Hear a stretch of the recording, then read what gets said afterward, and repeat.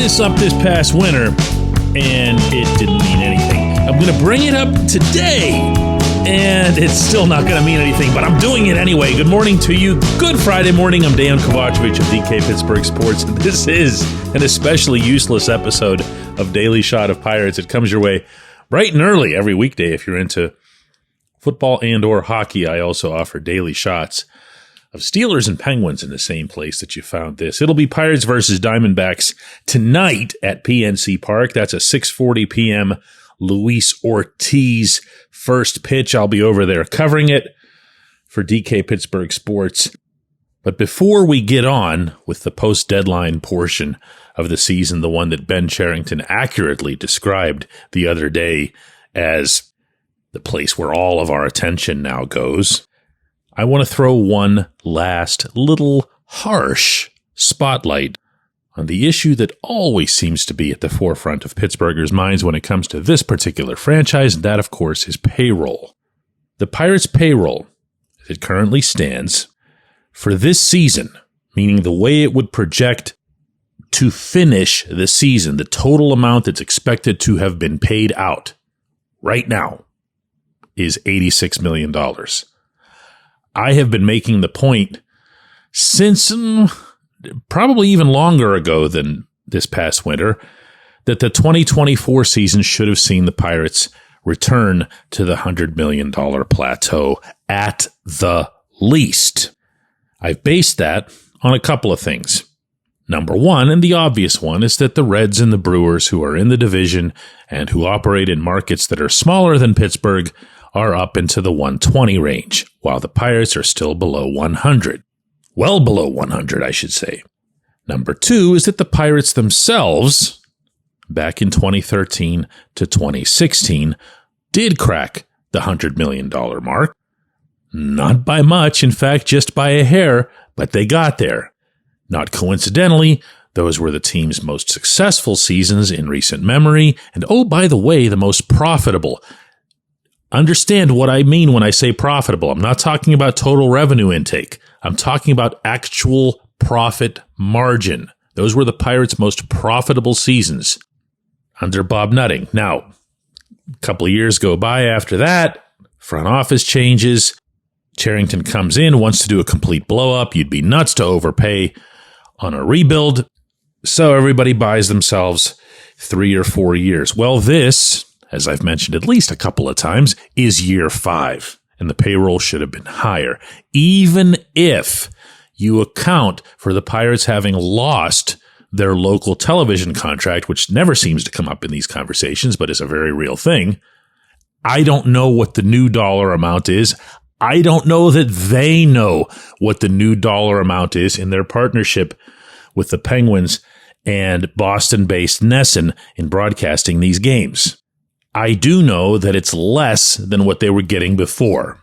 And yet, because Major League Baseball's shared revenues, meaning money that all 30 teams get in an exactly equal amount, Yankees and Pirates, Dodgers and Pirates, everybody gets the same dollar amount, that has gone up 25% since 2016.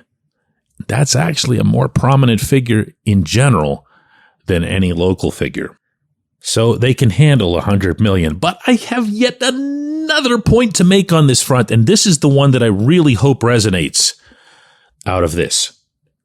Cherington was authorized to increase payroll if he so chose at this past deadline.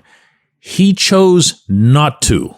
I am told by people I trust implicitly and have trusted for years and have never misled me that this deadline belonged to Ben. This was going to be his set of moves to make. If he felt that there was something there, including some sort of high-price rental that would fit, he had the license to go and get that player. He, and this now is according to Ben himself, couldn't find that fit. He couldn't find either a positional fit or a personality fit, or as the case would be, a trade fit. And I get that. I get that.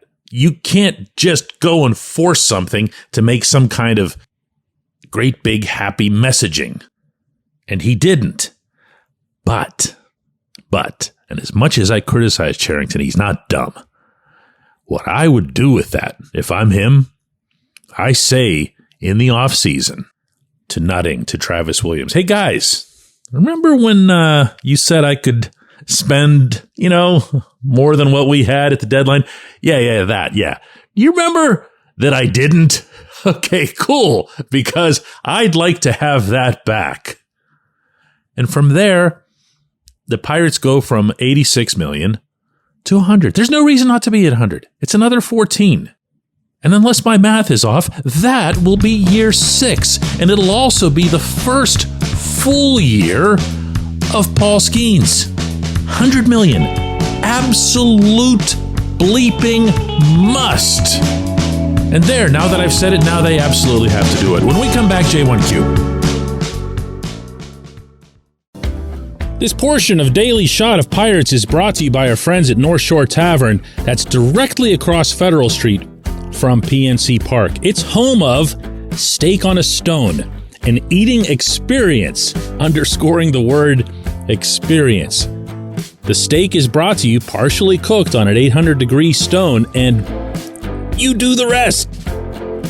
It's a ton of fun, it's a great meal, and it's a baseball atmosphere like no other in Pittsburgh. North Shore Tavern, right across Federal Street from PNC Park.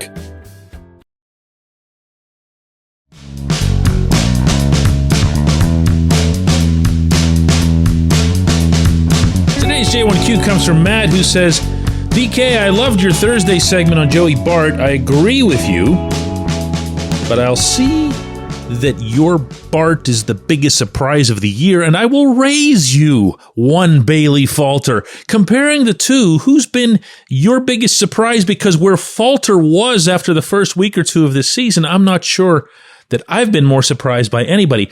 Matt, I've fallen on this sword multiple times. In fact, I'll go so far as to correct you when you say where Falter was after the first week or two. No. It was where Falter was after the first inning in Miami. Gave up 5 runs.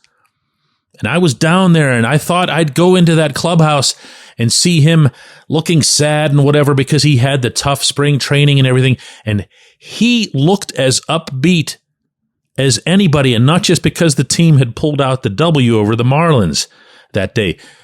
It was because he knew he'd righted himself. He'd found a way to get that crazy high sinker of his working. He knew that Miami's hitters had no answer for him after the control problems that he had in the first.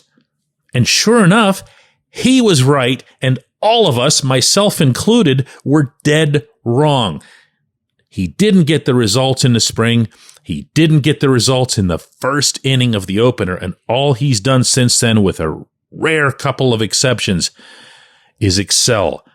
However, there is a difference between a pitcher who is in the major leagues straightening himself out and a prospect, really, coming in a obviously terrific trade with the Giants and showing his pedigree from having been a second overall pick in 2018, 6 years later. You're not going to beat that one, Matt. You're not going to beat that one when it comes to the surprise factor. I'm not getting into comparing their performances and all that other stuff. It's just the surprise factor on top of the one position that you would have thought that the Pirates were overloaded at when it comes to the future, is the one where you had a 1-1 in Henry Davis and a number 1 former prospect in the organization in Endy Rodriguez. And here we are sitting here, calendar just flipped to August. There's still no Henry. And of course, Endy has the injury. And there's Joey Bart. Not beating it. You're not beating it. Guys, if you see me over at the ballpark, you see a guy who looks like he's a little bit either under-caffeinated or over-caffeinated, depending on the time of the day, and you see a big DK Pittsburgh Sports t-shirt on him, and he looks like he's ready to have a lot of fun covering baseball on the weekend, just give a shout. Say hi. In the interim, we'll be back with another one of these shows on Monday.